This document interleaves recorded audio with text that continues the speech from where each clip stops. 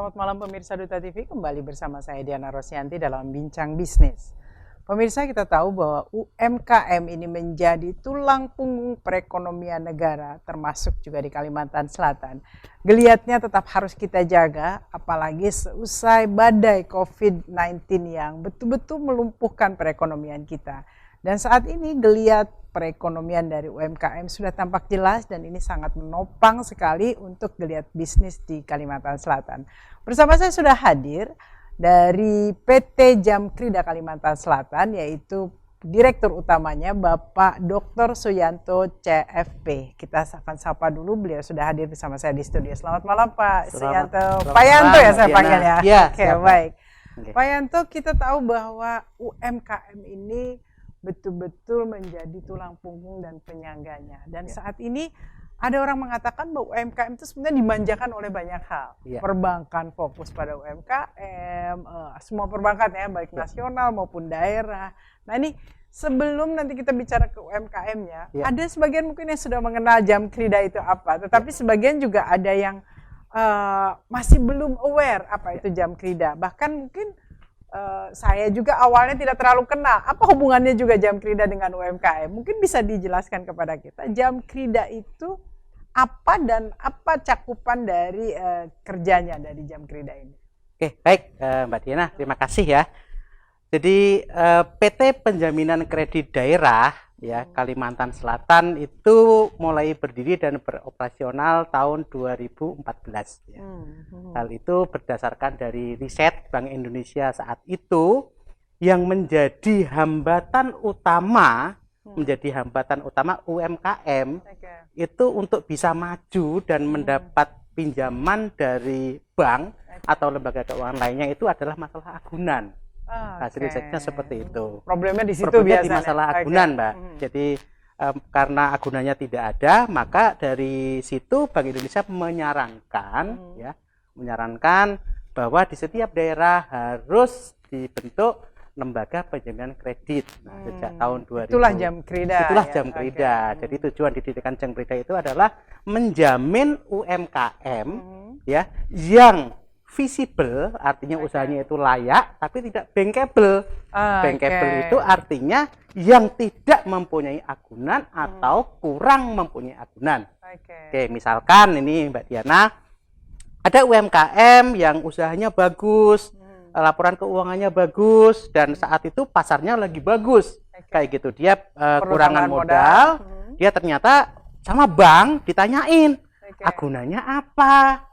Nah, karena yang UMKM tersebut bilang saya nggak punya agunan.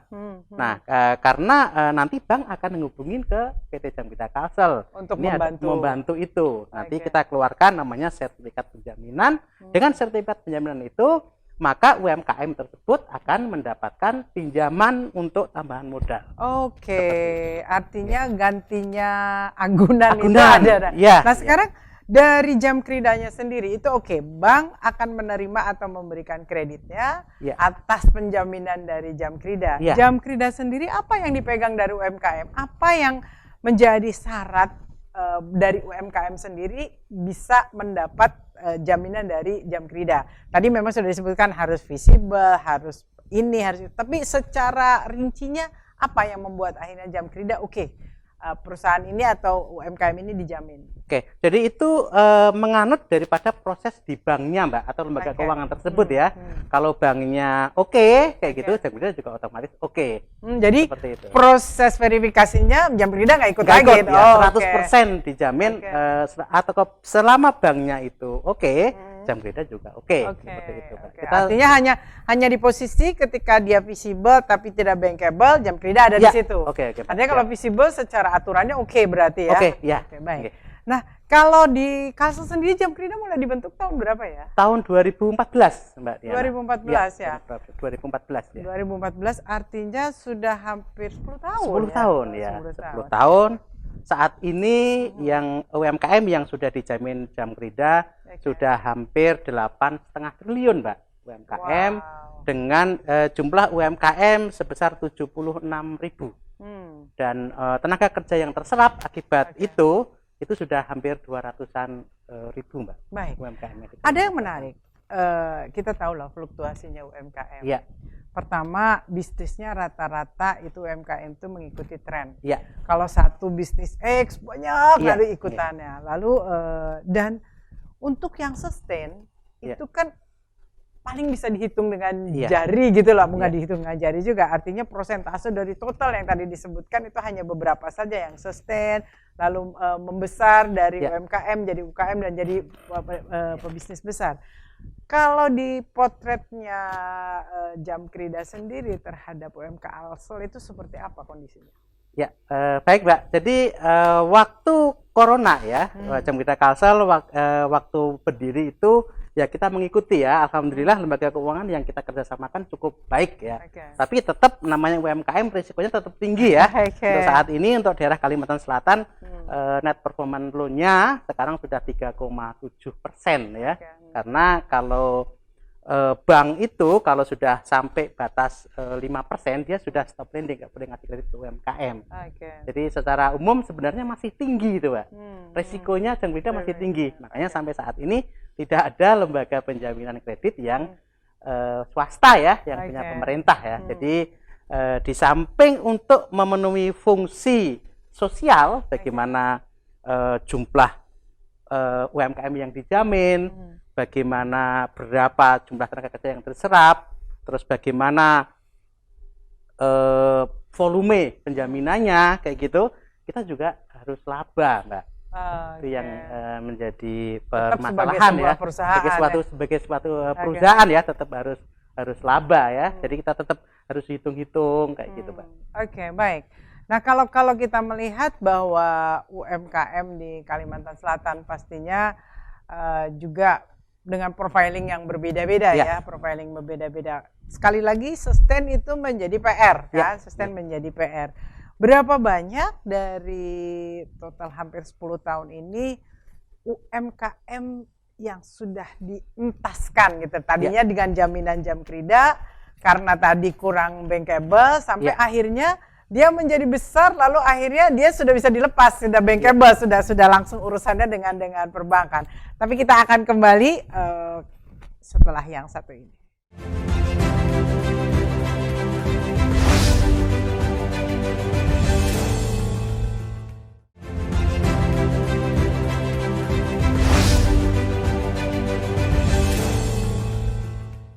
Pemirsa, masih dengan Direktur Utama PT Jamkrida. Kalau kita di nasional ada Jamkrindo ya, gitu sama-sama menangani UMKM. Di daerah ada Jamkrida dan sesuai dengan yang diamanahkan oleh Bank Indonesia dan OJK ini untuk menyentuh masyarakat daerahnya masing-masing sehingga tahu profilingnya ya. Baik, tadi pertanyaan sebelum break adalah seberapa besar UMKM yang sudah dibantu dalam tanda kutip dari tadinya hanya visible tapi not bankable menjadi dia sudah bankable sehingga sudah bisa dilepas, sudah urusannya dia dengan bank perbankan dan ganti yang lain. Itu sudah berapa banyak dalam 10 tahun terakhir? Baik, Mbak. Jadi jumlah UMKM yang telah kita jamin itu ada 8,5 triliun ya sejak. Angkanya atau jumlah? Angkanya. Volume yang kita jamin, Mbak. Angka kreditnya. Nah terus ada sekitar 76.000 UMKM. 76.000. Nah tadi yang ditanyakan. Itu Kalsel ya? Itu Kalsel. Khusus untuk Kalsel ada 13 kabupaten dan kota. Dan kita memang laporkan setiap bulan, setiap 3 bulan, setiap 6 bulan, dan setiap tahun. Jadi yang dilaporkan itu ada 5 indikator. Yang pertama itu berapa jumlah UMKM yang dijamin, berapa jumlah tenaga kerja yang terserap, terus berapa jumlah UMKM yang naik kelas. Nah kita evaluasi itu dan per bulan untuk saat ini di Kalimantan Selatan ya dari mulai bulan Maret ke Juni itu ada 7.113 UMKM, Mbak, yang naik kelas ya. Naik kelas. Oh, jadi dia sudah dari yang dilepaskan bisa dilepaskan ya. Jadi udah lulus lah ya. Lulus. Misalkan itu di bulan Maret dan nanti yang di bulan Juni itu ada 12.609 UMKM yang naik kelas. Di situ terus kayak gitu, Mbak. Niatnya kita bisa kasih penjaminan kredit, diharapkan memang bisa naik kelas kalau bahasanya yang sekarang lagi ngetren itu. Baik.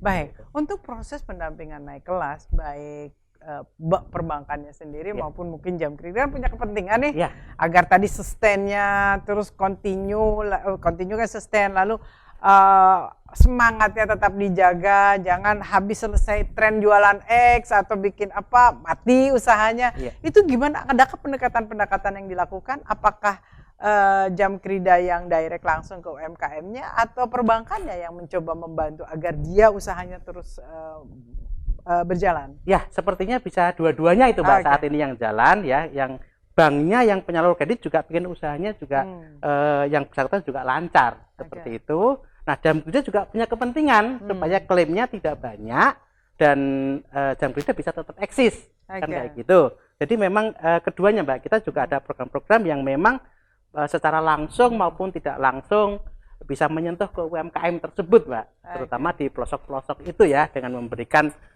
latihan, pelatihan ya UMKM, cara pengemasan misalkan seperti itu. Jadi peningkatan di UMKM-nya sendiri ya. Biasanya kita kerjasama juga dengan Dinas Koperasi dan UKM di provinsi atau daerah tersebut, Mbak, atau kabupaten tersebut ya, seperti itu. Baik. Artinya tetap ada proses pendampingan yang harus dilakukan. Nah, kalau misalkan untuk besarannya sendiri, bantuan atau jaminan yang bisa dijaminkan oleh jam krida dari pinjaman ke perbankan itu dari berapa sampai berapa? Jadi yang UMKM sekarang itu pinjaman mulai dari 1 juta terus sampai 500 juta, Mbak. Sampai 500 juta itu otomatis cover ya.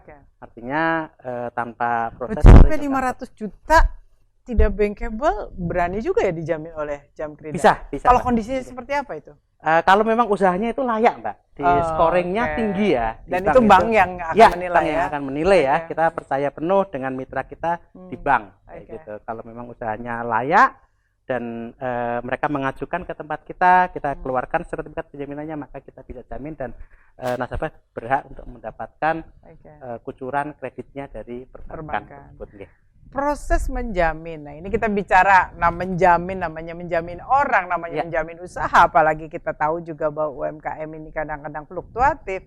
Kalau mereka macet, mau tidak mau akhirnya jam krida yang harus memberikan klaimnya, membayarnya. Jadi memang tujuan didirikan jam krida itu supaya pihak bank itu tidak ragu-ragu lagi ngasih kredit ke UMKM, Mbak. Intinya itu ya. Karena bank dananya juga dari masyarakat juga kan.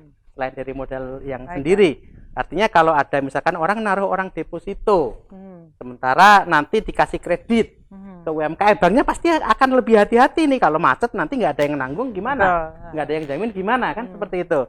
Jadi nanti itu bank itu kalau nasabah itu macet, maka jam krida yang akan membayarkan klaim kreditnya ke banknya kayak gitu. Jadi bank itu tidak ragu-ragu lagi untuk menjamin, untuk ngasih kredit ke nasabah. Termasuk adalah ketika misalkan si UMKM ini harus gulung tikar ya, karena tadi bisnisnya musiman dan mungkin sudah tidak visible lagi, dia misalkan gulung tikar, jadi jam krida tetap membayari. Dia dapat resiko apa?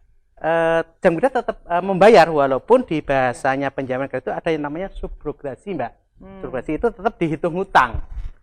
Tetap tercatat hutang si X begitu ya. Nanti dikasihkan ke bank baru ngasih ke jam krida kalsel ya, seperti itu. Nah, agak menarik nih. Zaman sekarang itu apalagi era pinjol. Kan kalau pinjol itu kalau macet dikejar dengan penagihan yang luar biasa. Apakah jam krida ada toleransi itu? Ini kan jam krida sudah membayar nih ke perbankan, otomatis yang bersangkutan sebetulnya masih punya utang, walaupun mungkin tercatatnya di perbankan, tapi yang biayai ini jam krida. Adakah proses penagihan secara reguler yang dilakukan jam krida atau bagaimana? Ada, Pak. Biasanya tetap kita melakukan kerjasama dengan pihak bank, karena yang menagih tetap bank. Jadi sama-sama ada pegawai kita dengan bank, sama-sama ikut menagih. Jadi invisible saja, bahwa banknya nggak usah bingung, si X macet ini sudah ada dari Jamkrida, tetapi kewajiban dan lain sebagainya tetap dikejar kepada yang bersangkutan ya. Oke, baik. Adakah kasus di mana tadi ketika UMKM melakukan bisnis musiman, lalu dia berhenti karena musimnya sudah tidak ada lagi, dia berganti usaha, sementara kan tadi persyaratan yang visible-nya itu biasanya ada jenis usaha, ada ini, lalu dia ganti menjadi usaha yang lain. Bagaimana di bank dan juga di Jamkrida? Ya itu kalau menurut kita itu resiko bisnis, Mbak. Resiko bisnis penjaminan. Bagaimana kita bisa mengalokasi, misalkan ini ada untungnya, ini lembaganya bagus, ini kita biasanya yang itu berapa persennya nanti. Jadi saling menutupi gitu. Dan di Kalimantan Selatan termasuk tinggi, Mbak. Ya, termasuk tinggi ya. Silangnya termasuk tinggi karena banyak juga pendatang ya, apalagi namanya UMKM ya. Lalu pergi aja nggak ada gitu, akhirnya nggak ada. Banyak pendatang yang dari luar daerah gitu, tahu-tahu nggak ada, Itu sama sekali tidak ada agunan. Bisa sama sekali sampai 100 juta tidak ada. Tidak ada agunan. Jadi pegangannya apa? Sertifikat cuman nama aja, Mbak. Cuman itu kan ada risiko ya si nasabah tersebut yang sekarang atau mungkin slick ya, atau mungkin BI checking sering orang sering sebut itu jadi jelek ya. Jadi jelek dan tidak bisa meminjam sampai puluhan tahun ke depan. Artinya ketika Anda tidak komitmen, apalagi sudah tercatat dan masuk ke data besar Bank Indonesia, selesai ya itu sebetulnya. Dia nggak bisa ngapa-ngapain lagi. Baik, pemirsa, kita tahu bahwa setiap bank, khususnya Bank Rakyat Indonesia kita tahu, tapi ini juga rata-rata BUMN, ada Bank Mandiri, Bank BNI, itu juga concern terhadap KUR juga, terhadap kredit-kredit yang seperti disampaikan oleh Jamkrida. Bagaimana irisannya atau apakah ini terjadi persaingan antara Jamkrida dengan produk-produk sub dari perbankan yang juga menangani hal ini? Kita akan kembali sesaat lagi.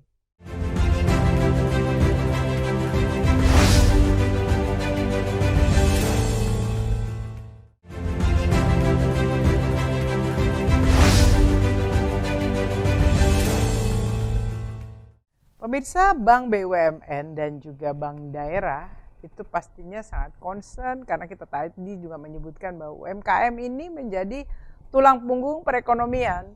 Masing-masing semua ingin mengemong, semua ingin memberikan fasilitas, termasuk tadi kalau betul bahwa memang perbankan dulu begitu ketatnya, harus bankable, harus ada agunan. Tapi sisi lain, perbankan juga mengeluarkan produk-produk yang sifatnya boleh dikata boleh visible ya, hanya visible saja, tidak bankable masih dikasih gitu loh, mata 500, 1 juta, apalagi yang di pasar keliling gitu. Nah, sekarang kalau sudah seperti itu, artinya sebetulnya penjaminan dari peminjaman nasabah itu sudah melekat juga ada di perbankan. Bagaimana Jamkrida beririsan atau bergandengan tangan dengan kondisi-kondisi seperti ini? Ya, Mbak. Jadi memang kalau di nasional itu namanya Jamkrindo ya, Mbak ya. Jadi kalau di daerah itu namanya Jamkrida ya. Jadi sebenarnya tidak saingan ya, walaupun produknya sama. Produknya rata-rata kalau untuk UMKM itu kredit usaha rakyat ya, kita menjamin KUR.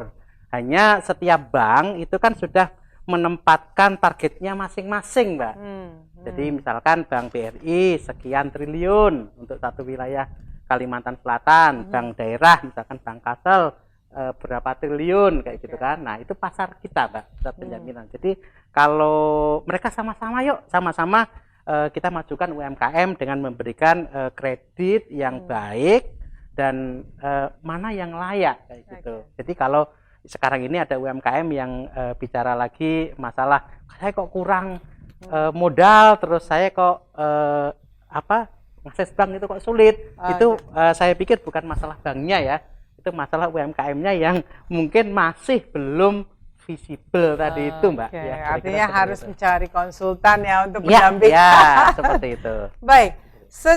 Tadi Pak Yanto menyatakan bahwa Jamkrida memang ada Jamkrindo, tetapi apakah itu secara struktural merupakan cabangnya kah atau tadi dikatakan juga bahwa Jamkrida tidak pemegang sahamnya lokal masing-masing, atau seperti apa sebetulnya posisi Jamkrida dengan Jamkrindo ini? Ya, kalau posisi Jamkrida dengan Jamkrindo itu memang berdiri sendiri, Mbak. Oh, sendiri-sendiri. Artinya kalau Jamkrindo itu wilayahnya nasional, izinnya di OJK. Kalau Jamkrida itu wilayahnya daerah masing-masing, dan Jamkrindo punya direktur di sana, punya pengurus di Jakarta. Kalau Jamkrida itu direkturnya dari daerah itu sendiri ya. Yang milih juga beda. Kalau di sana yang jadi tidak ada hubungan sama sekali. Tidak ada hubungan sama sekali, cuman karena dan Jamkrindo nggak bisa mengintervensi di daerah bahwa saya menempatkan pimpinannya ini nggak bisa ya? Tidak bisa sama sekali. Ini kalau di Jamkrida itu murni dari pemegang saham ya. Kebetulan Jamkrida Kalsel ini pemegang sahamnya 99,9% itu dari pemerintah Provinsi Kalimantan Selatan ya. Jadi seperti itu, Mbak. Baik. Nah, untuk koordinasi kerjasamanya, sekarang kita bicara Jamkrindo. Jamkrindo walaupun ibu kotanya ada di Jakarta, artinya bukan punya Jakarta kan? Dia juga akan luasan wilayahnya adalah seluruh Indonesia, di mana pasti akan beririsan dengan apa yang dilakukan oleh Jamkrida di wilayah masing-masing. Ini gimana untuk sinerginya? Nah, itu nanti diatur, disepakati ya di asosiasi, Mbak. Kita ada asosiasi yang sudah terdaftar di OJK ya, namanya Asosiasi Lembaga Penjamin atau Indonesia. Jadi Asosiasi Penjaminan Indonesia atau ASIPindo. Jadi di situ diatur, oh ini yang wilayahnya Jamkrida, ini yang wilayahnya Jamkrindo. Jadi contoh bagaimana pembagian ini yang Jamkrida, ini yang Jamkrindo. Ya. Jadi contohnya untuk bank-bank BUMN itu yang jamin Jamkrindo, Mbak. Jadi kemitraan dari banknya. Seperti itu. Jadi tidak ada tabrakan sama sekali. Kalau bank Jamkrida berarti Bank Kalsel. Artinya disitulah tidak ada irisannya karena tergantung.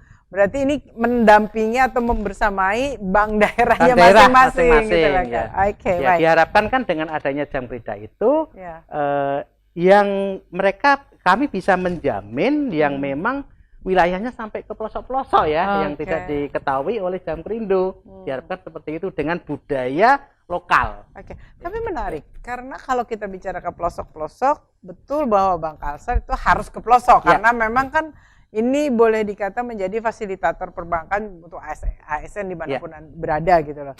Nah tapi di sisi lain di BUMN itu ada namanya Bank BRI itu juga yang betul-betul ke pelosok-pelosok. Nah ini ada irisan nggak di daerahnya? Tidak ada, Mbak. Itu kan kita PKS-nya memang Jamkrida Kalsel tidak atau belum bekerja sama dengan Bank BRI. Kita hanya bekerja sama dengan bank yang betul-betul di wilayah ya. Artinya dengan Bank Kalsel, dengan BPR yang ada di Kalimantan Selatan dan dengan koperasi yang di Kalimantan Selatan. Artinya aman saja, tidak ada irisannya di situ. Ada irisan. Walaupun UMKM-nya bisa tabrakan loh. Iya.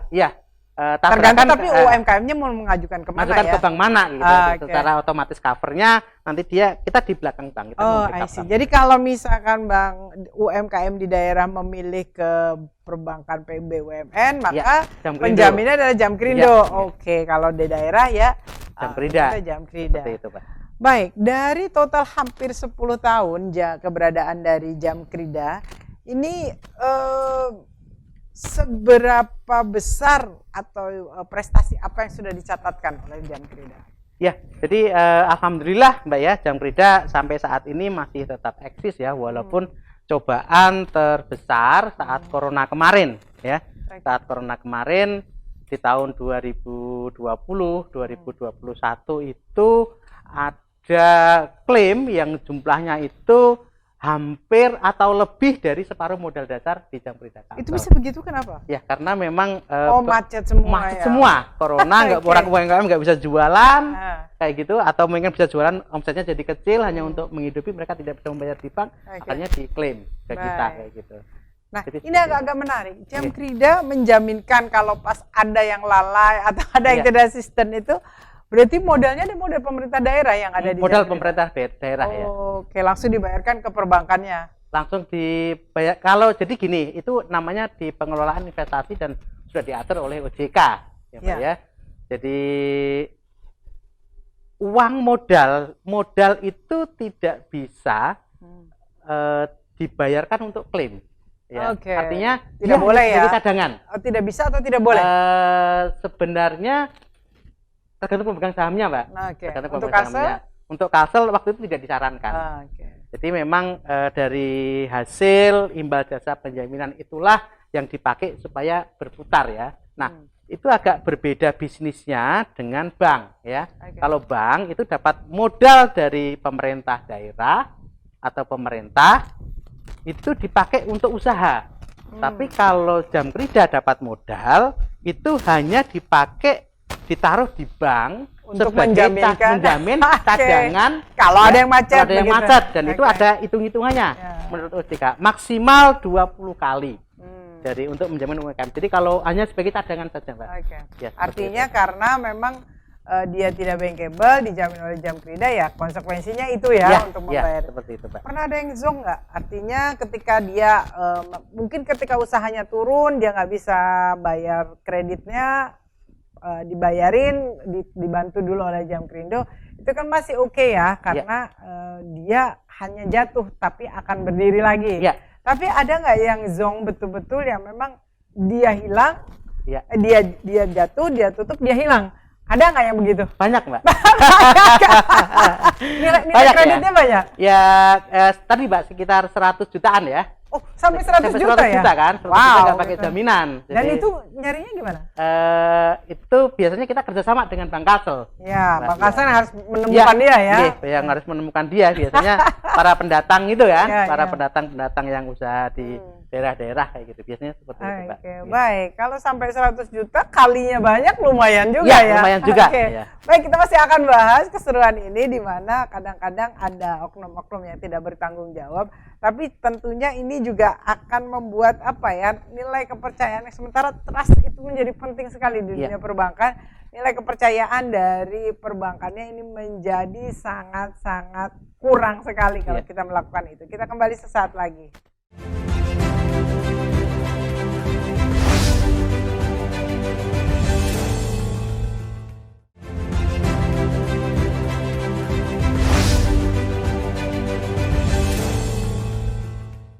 Pemirsa, komitmen menjadi hal yang paling utama di dalam perjanjian sebuah kerjasama.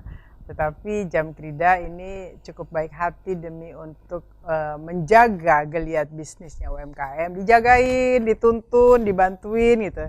Tapi ternyata ada juga yang ngezong ya. Mungkin bisa diceritakan proses ini selama 10 tahun ya. Dan kebetulan Pak Yanto ya panggilannya kita, Pak Yanto ini kan menggawangi terus nih. Ini fluktuasinya mereka yang memang mungkin nggak bisa dipegang komitmennya, hilang tanpa sebab. Ini seperti apa proses akhirnya itu? Baik, Mbak. Jadi memang banyak UMKM yang akhirnya zonk tadi disebutkan atau hilang ya. Tapi komitmennya kita memang jalin terus ya dengan pemasar-pemasar bank, pemasar bank mitra kita itu. Yuk, tolong UMKM-nya dicari yang betul-betul layak. Karena sebetulnya rekomendasinya dari bank. Dari bank. Baik. Yang kalau di bank itu ada 5C itu kan. Ada 5C itu kita hanya menjadi yang koleteralnya aja, pelengkap koleteral ya. Jadi yang lain kayak capable, kayak condition, kayak capability, kayak gitu mereka harus terpenuhi, Mbak. Ya, caranya seperti itu. Kita kasih tahu bank mitra kita, yuk yang baik-baiklah UMKM. Toh itu nanti biasanya mereka dengan janji nanti kita bisa jamin kok, kita bisa kasih kredit yang lebih tinggi lagi. Artinya ini menjadi menarik. Ketika 5C ini sudah diverifikasi oleh perbankan, C yang terakhir kolateralnya dibantu oleh Jamkrida. Tetapi ternyata zonk. Nah ternyata zonk bentuk tanggung jawab dari perbankannya sendiri apa? Kalau dari Jamkrida kan mau tidak mau komitmennya adalah kolateral, otomatis kan membantu penjaminannya. Nah kalau dari perbankannya karena yang 4 ini kan zonk itu bagaimana? Ya bank itu tetap bertanggung jawab, Mbak. Dia tetap mencatat itu sebagai piutang ya. Sebagai piutang ke Jamkrida ya dan terus mencari ya. Terus mencari walaupun memang kemungkinannya juga kecil ya, tapi tetap mencari. Tapi dengan adanya minimal di catatan ya, pembukuannya ada utang tuh Bang Kalsel gitu. Bang Kalsel, karena memang Bang Kalsel mitranya ya. Oke, baik. Dan itu memang sebenarnya merugikan UMKM itu sendiri, Mbak. Ya, kalau mereka datang ke bank terus ngomong baik-baik, usaha lagi turun di bank itu kan pasti ada yang namanya strukturisasi atau mungkin perpanjangan jangka waktu. Atau mungkin bisa bayar bunganya saja kan bisa, atau mungkin dihilangkan bunganya, pokoknya bisa diperpanjang, kayak itu kan bisa, namanya tetap baik kayak gitu. Artinya trust terus menjaga kredibilitas menjadi penting ya. Kalau Anda menghilang, ini pesannya untuk UMKM, kalau Anda menghilang, hilang kepercayaan dari perbankan dan penjamin juga jadi susah gitu. Oke, baik. Dan dengan adanya NIK ya, dengan nomor induk nasional itu selama seumur hidup itu tidak bisa pinjam lagi. Karena ini sudah masuk data BI dan OJK. Iya, seperti itu. Termasuk pinjam ke leasing mau nggak akan bisa ya. Baik. Nah ini hati-hati, kadang-kadang ada orang yang menggampangkan. Nah, sudah ada dijamin sama Jamkrida. Nah, tetapi nama baik itu menjadi penting kalau Anda adalah pebisnis. Nah, menariknya untuk 2014 sampai dengan sekarang, hal yang paling mungkin berkesan untuk di-share untuk bisa memacu motivasi para UMKM juga dan juga menguatkan tim perbankan untuk membantu, apa yang bisa di-share? Jadi sebenarnya memang pemerintah ya dalam hal ini sudah punya niatan yang sangat baik ya untuk membantu UMKM ya. Sekarang tinggal UMKM-nya punya niat baik enggak? Punya komitmen baik atau tidak, kayak gitu yang perlu dijaga itu, Mbak. Artinya kita harapkan dengan adanya penjaminan kredit ini, UMKM yang betul-betul visible tapi enggak ada agunanya, akhirnya terus bisa ngakses pinjaman di bank itu bahkan bisa sampai 1 miliar, 2 miliar bisa sebenarnya. Ya, tapi dengan proses ya naik kelas tadi itu. Jadi itu betul-betul bisa dijaga ya sama UMKM yang ada di Kalimantan Selatan ya. Ketika nama tercacati, tidak ada konsul, tidak minta dibina, tidak mungkin ganti usaha tapi atas konsultasi, mungkin itu jauh lebih baik kan daripada menghilang. Itu tadi Pak Yanto juga sudah menyampaikan bahwa perbankan khusus untuk UMKM itu sudah ada kebijakan bisa jadi kebijakannya restrukturisasi, pemutihan bunga atau apapun ya. Jangan ngilang. Jangan ngilang. Baik. Di akhir obrolan kita, Pak Yanto, khususnya ini Kalsel kan kemarin sudah ulang tahun ya, ke-73 dan UMKM saat ini alhamdulillah bergeliat bagus sekali. Bahkan juga banyak UMKM yang betul-betul naik kelas, sudah bisa melakukan ekspor dan lain sebagainya. Apa yang ingin Pak Yanto pesankan untuk teman-teman UMKM agar terus berkibar dan betul-betul jadi tulang punggung perekonomian Banua kita? Baik, Mbak. Jadi para pemirsa ya, saat ini kondisi perekonomian di Kalsel sudah cukup bagus dengan tingkat pertumbuhan ekonomi 5,12% ya. Itu hal yang cukup bagus ya. Artinya kondisi lingkungan bisnis di Kalimantan Selatan sudah cukup untuk ekosistemnya sudah cukup bagus lah untuk dunia usaha ya. Jadi berusahalah dengan baik ya. Jaga nama baik, jaga kredibilitas, biar nanti ya kalau kredibilitas kita naik, bank atau lembaga keuangan juga bisa ngasih pinjaman lagi sehingga bisa memperbesar usaha kita. Gitu, Mbak. Baik. Ya, terakhir, Jamkrida itu nggak memberikan pinjaman ya? Tidak memberikan pinjaman. Hanya penjaminan. Hanya jangan penjaminan. Salah ya, jangan pinjam datang ke Jamkrida. Oke, baik. Baik, terima kasih Pak Yanto untuk pencerahannya. Kita sama-sama berharap bahwa teman-teman pelaku UMKM ataupun yang sudah naik kelas menjadi UKM, bahkan sudah jadi pebisnis besar, pasti ada ya yang seperti itu. Itu betul-betul bisa komitmen dan bisa betul-betul menjaga nama baik dan bekerja lebih fokus ya. Mengembangkan bisnis boleh juga ya. Jadi kalau yang satu bisnis sudah mapan, bikin lagi UMKM dari bawah boleh ya? Syaratnya harus sudah mapan dulu. Sudah mapan dulu. Yang satu jangan bercabang sebelum mapan. Ya. Pohonnya dikuatkan dulu akarnya, jangan lalu bikin pohon baru breakthrough Iya, gitu ya. iya. Dan siap menjamin ya. Siap Siap menjamin. Mbak. Asal Siap tadi menjamin. visibilitasnya Iya. oke. Oke. Baik, terima kasih Pak Yanto. Ya, Mudah-mudahan sukses juga untuk Jam Krida yang selalu Oke. berada di belakang keberhasilan UMKM. Selamat malam. Selamat malam, terima kasih. Baik, pemirsa, itu tadi perbincangan dengan Direktur Utama Jam Krida. Saya Diana Rosyanti, sampai jumpa.